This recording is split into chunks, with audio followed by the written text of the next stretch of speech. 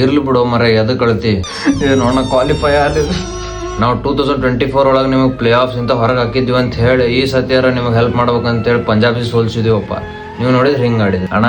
CSK fan ಆಗಿರೋದು ಎಷ್ಟು ಕಷ್ಟ ಐತೆ ಗೊತ್ತ ನಿನಗೆ. ನಾ ಅಲ್ಲಿಂದ ಇಲ್ಲಿ ಬರುತ್ತಲೇ 5 ಮಂದಿ ಗಾಂಡು ಅಂದ್ರು, 5 ಮಂದಿ 5 ಲಕ್ಷ ರೂಪಾಯಿಗೆ ಸೇಲ್ ಆಗಿವ ಅಂದ್ರು, 10 ಮಂದಿ 2 ವರ್ಷ ಬ್ಯಾನ್ ಆಗಿವ ಅಂದ್ರು.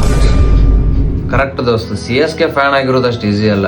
ಮೊದಲು ನೀವು RCBಗೆ ನಮ್ಮನಿ ಹೇಟ್ ಮಾಡ್ತೀರಿ. ಯಾವ್ದಾರ ಬೇರೆ ಟೀಮ್ RCBಗೆ ಸೋಲ್ಸಿದ್ರೆ ಅದಕ್ಕೆ ಅಪ್ಪ ಅಪ್ಪ ಅಂತೀರಿ. ಅಂಥವ್ರು ನೀವು ಪ್ಲೇ ಆಫ್ಸಿಗೆ ನಮ್ಮ ಹೆಲ್ಪ್ ಕೇಳಕೋತ ಬಂದ್ರಿ, ಅವಾಗ RCBಗೆ ಅಪ್ಪ ಅಪ್ಪ ಅಂದ್ರಿ. ಭಾಳ ಕಷ್ಟ ಐತೆ ಅಂದ್ರು. ಮತ್ ನೀವು ಈ ಕಡೆ ವಿರಾಟ್ ಕೊಹ್ಲಿ ರನ್ ರೇಟಿಗೆ ಟ್ರೋಲ್ ಮಾಡ್ಬೇಕು, ಪಾಪ್ ಮತ್ ಹೊಳ್ಳಿ ಹೋಗಿ ಆ ಕಡೆ ಋತುರಾಜನ ರನ್ ರೇಟ್ ಡಿಫೆಂಡ್ ಮಾಡ್ಬೇಕು. ಭಾಳ ಕಷ್ಟ ಐತಪ್ಪ ನಿಮ್ದು. ನಿಮ್ ಋತುರಾಜ್ ಗಾಯಕ್ವಾಡ್ IPL ಒಳಗ ಇಷ್ಟು ಟೆಸ್ಟ್ ಕ್ರಿಕೆಟ್ ಆಡ್ಯಾನ ಅಂದ್ರ ಅವನಿಗೆ ಇಂಡಿಯನ್ ಟೆಸ್ಟ್ ಕ್ರಿಕೆಟ್ ಒಳಗೆ ತಗೊಂಡಿಲ್ಲ. ಪಾಪ್ ನೋಡ್. ಮತ್ತ ಅವ ಇಷ್ಟು ಡಾಟ್ ಬಾಲ್ ಆಡಿ ಗಿಡ ಹಚ್ಚಾನ ಅಂದ್ರ ಈಗ ಅವನಿಗೆ ಇಂಡಿಯಾದ ಫಾರೆಸ್ಟ್ ಮಿನಿಸ್ಟರ್ ಮಾಡಾತಾರಂತಲ್ಲ. ಸಾಕಣ, ಸಾಕ್ ಬಿಡೋಣ. ತಡಿಯೋ, ಇನ್ನ ಹೇಳ್ತೀನಿ ನಿಮ್ಗೆ ಎಷ್ಟು ಕಷ್ಟ ಐತ್. ನಾ ಇನ್ನ ಹೇಳ್ತೀನಿ ತಡಿ. ಮತ್ ನೀವು ಪಾಪ ಧೋನಿ ಆಡಕ್ ಬರ್ತಾನಿಲ್ಲ ಅನ್ನೋ ಟೆನ್ಷನ್ ಆಗಿರ್ತೀರಿ. ಆಡಕ್ ಬಂದಂದ್ರೆ ಬ್ಯಾಟಿಂಗ್ ಸಿಗುತ್ತಿಲ್ಲ ಅನ್ನೋ ಟೆನ್ಷನ್ ಆಗಿರ್ತೀರಿ. ಅವ ಆಡಕ್ ಬಂದ ಅಂದ್ರೆ ನಿಮ್ ಎಲ್ಲಾ ಬ್ಯಾಟ್ಸ್ಮನ್ ಔಟ್ ಆಗಲಿ ಅಂತ ಬೆಡ್ಕೊಳ್ಳೋ ಟೆನ್ಷನ್ ಇರ್ತದ ನಿಮ್ಗೆ.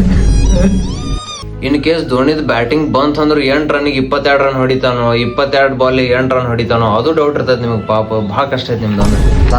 ಸಾಕ್ ಬೈ. ಮತ್ IPL ನಿಂತಂತೂ ಹೊರಗೆ ಹೊಂಟಿರಿ, ಏನ್ ಮಾಡೋರಿ ಇನ್ನ? ಇನ್ನೇನಿಲ್ಲಣ್ಣ, ಇನ್ನೇನ್ ಖಾಲಿನೇ ಇಲ್ಲ. ಪುಗ್ಗ ಮಾರುದು, ಎಲ್ಲ ತಲಕಾಡಿಗೆ ನೀರ್ ಹಾಕೋದು, ಇಲ್ಲಿ ಋತುರಾಜನ ಫಾರೆಸ್ಟಿಗೆ ನೀರ್ ಹಾಕೋದು, ಇಷ್ಟ ಮಾಡ್ಬೇಕು ನಾನು. ಓ ನೈಸ್. ನಾ ಒಂದ್ ಕೆಲ್ಸ ಹೇಳ್ತೀನಿ, ಮಾಡ್ತೇನ? ಏನಣ್ಣ? ಇದು ಮಾಸ್ಕ್ ಹಾಕೋ. Naughty America.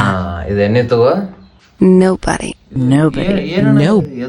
ಚಲೋ ಮಾಡಿ ಬಿಸ್ನೆಸ್ does it better.